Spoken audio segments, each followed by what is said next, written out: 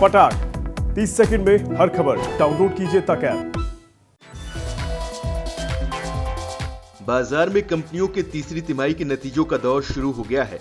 अब इस कड़ी में भारत की सबसे बड़ी प्राइवेट बैंक HDFC बैंक ने भी दिसंबर तिमाही के नतीजे पेश कर दिए हैं।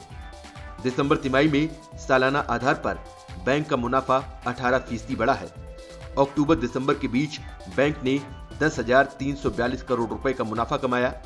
समान अवधि में पिछले साल बैंक का प्रॉफिट 8,758 करोड़ रुपए था।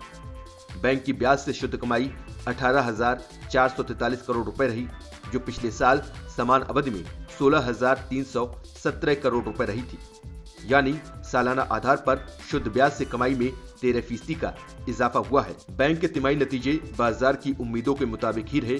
बाजार ने कुल मुनाफे में सालाना आधार पर 12 से 18% और कुल ब्याज आय में 11 से 17% की ग्रोथ की उम्मीद जताई थी।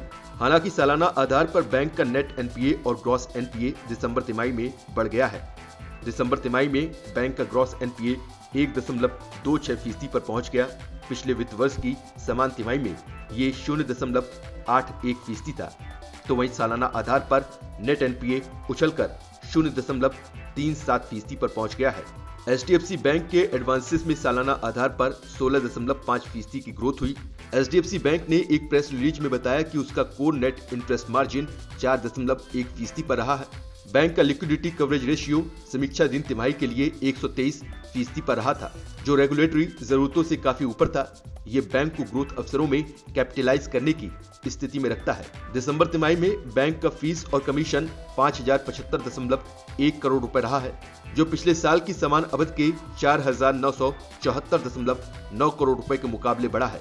जबकि फॉरेन एक्सचेंज और डेरिवेटिव रेवेन्यू 949.5 करोड़ रुपए रहा है, जो पिछले साल की समान अवधि के 562.2 करोड़ रुपए के मुकाबले बढ़ा है। हाल ही में बैंक ने FD और RD पर मिलने वाली ब्याज दरों को भी बढ़ा दिया है, जिसका फायदा सीधे बैंक के ग्राहकों को होगा। तीसरी तिमाही में बैंक ने उम्मीद से बेहतर प्रदर्शन किया है, जिसका असर सोमवार को बाजार खुलने के बाद बैंक के शेयर पर देखने को मिल सकता है। शुक्रवार को तिमाही नतीजों से पहले HDFC बैंक के शेयरों में 14% से ज्यादा की बढ़ोतरी देखने को मिली थी। 20 दिसंबर को बने हाल के निचले स्तर से अब तक बैंक ने 8% से ज्यादा की तेजी दिखाई है। बैंक के इन नतीजों को बाजार कैसे लेता है, ये तो सोमवार को ही पता चलेगा।